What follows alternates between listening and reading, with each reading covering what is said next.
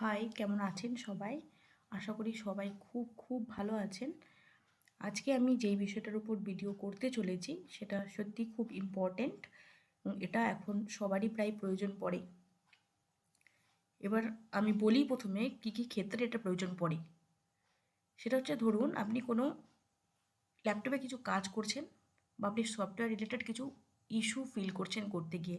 ল্যাপটপটা খুব স্লো হয়ে গেছে বা কিছু জায়গায় কিছু অ্যাপস খুলছে না, তখন কিন্তু আপনারা প্রবলেম কী করেন, তখন কোনো যারা কিনা টেকনিক্যাল পার্সন বা যারা সফটওয়্যার রিলেটেড ইস্যু নিয়ে কাজ করে তাদের সাথে আপনাদের যোগাযোগ করতে হয়। অনেক সময় আপনারা ফোনে তাদের সাথে কথা বলে নেন, তাদের নাম্বার থাকলেও আপনারা কথা বলে নেন বা কাস্টমার কেয়ারের সাথে যোগাযোগ করেন।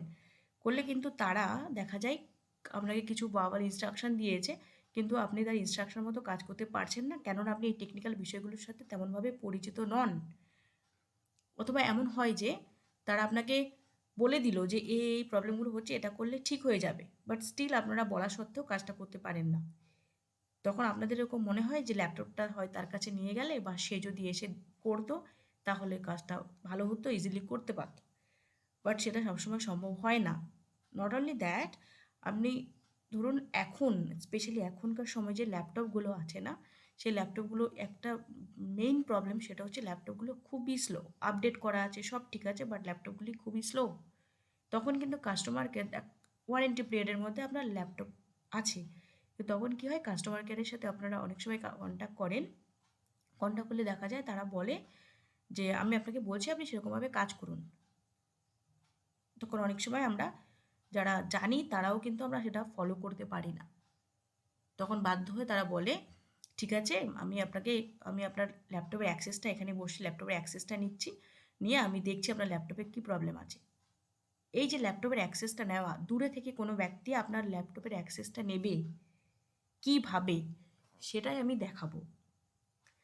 এই ওয়ে আছে, অনেক রকম ওয়ে আছে, কিন্তু আজকে যেটা আমি দেখাবো সেটা হচ্ছে মোটামুটি সবাই ইউজ করেন। স্পেশালি সিএইচও দিদিরা যারা টেলিমেডিসিন করছেন তারা কিন্তু রেগুলার এই কথাটার সাথে পরিচিত, সেটা হচ্ছে এনিডেক্স।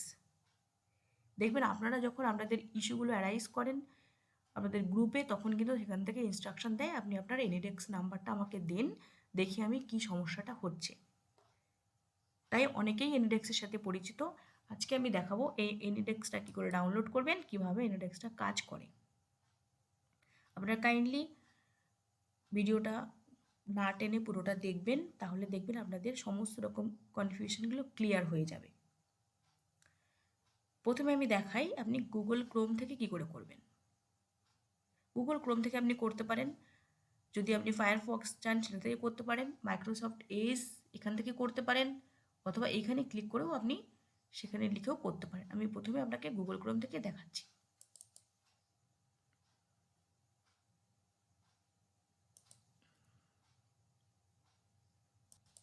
দেখুন, আপনি গুগল ক্রোমে গিয়ে প্রথমে এখানে লিখবেন AnyDesk বলে, ANYDESK। দেখুন, ডাউনলোড AnyDesk ফর ফ্রি। দেখুন ডাউনলোড বলে চলে এসছে, ডাউনলোডে ক্লিক করুন। দেখুন ডাউনলোড হতে স্টার্ট করেছে। যদি নেটওয়ার্ক খুব স্ট্রং থাকে অল্প সময়ের মধ্যে হয়ে যাবে, কয়েক সেকেন্ডের মধ্যে। নেটওয়ার্ক স্লো হলে একটু টাইম নেবে। এটা অলরেডি হয়ে গেছে।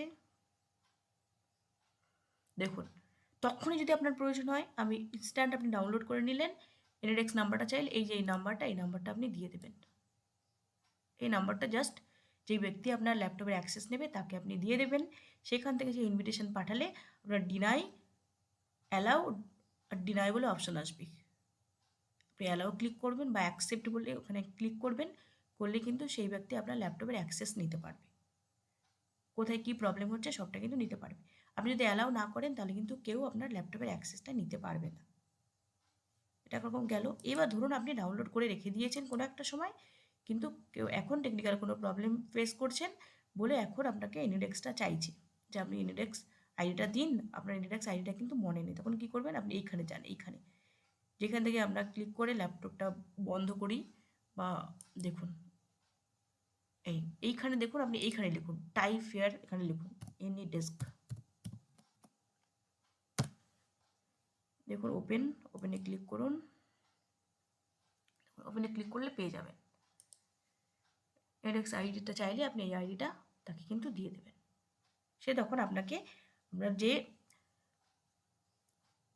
ড্রপডাউন বক্সটা আসবে, যখন কিছু ইনভাইটেশন পাঠাবে তখন একটা ড্রপডাউন বক্স আসবে, সেখানে কিন্তু আপনি অ্যালাও ক্লিক করবেন, করলে কিন্তু সে আপনার ল্যাপটপের অ্যাক্সেসটা পেয়ে যাবে। এটা এখন গেল।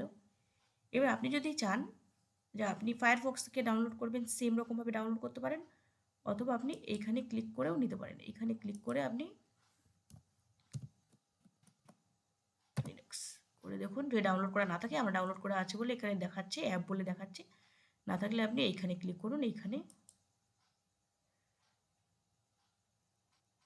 করে আপনি ডাউনলোড নাও। সেম সেম এক জায়গা থেকে করলেই হলো, ওখান থেকে আপনি করতে পারেন, এখান থেকেও করতে পারেন।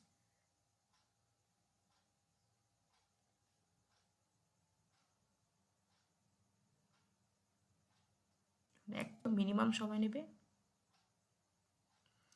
দেখুন এসে গেছে, এটা হচ্ছে আপনার AnyDesk আইডি।